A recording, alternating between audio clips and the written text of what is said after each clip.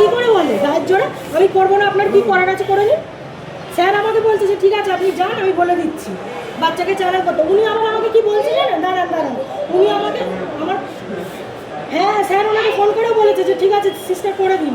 উনি আমাকে কি বলছে জানেন, বলছে আমি কাজ করছি স্যার, আমি সব কিছু অ্যারেঞ্জ করে দিচ্ছি, ওনার মাকে বলুন চ্যানেলটা করে দিতে। এগুলো কী ধরনের কথা? আমি বাই প্রফেশন নার্স বলে আমি কি ওর কাজটা আমি করবো? একটা পেশেন্টকে ওয়ার্ড থেকে বের করে নিয়ে চলে আসতে হচ্ছে ওনাদের জন্য।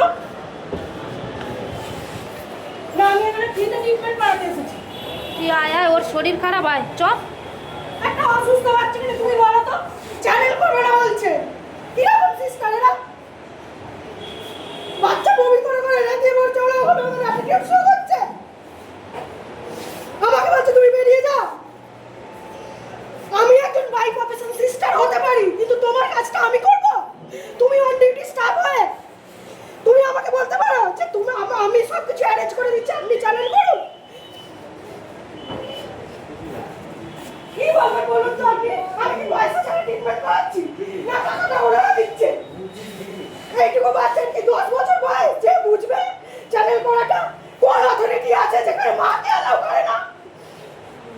মায়ের উপরে কে থাকে বলুন তো? একটা মায়ের উপরে কেউ আছে?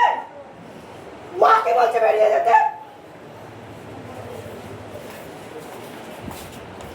ওনার নাম আমি জানি না, ওনার নামে আমি না যদি থানায় গিয়ে কমপ্লেন করি তাহলে আমার নাম প্রিয়াঙ্কা নয়।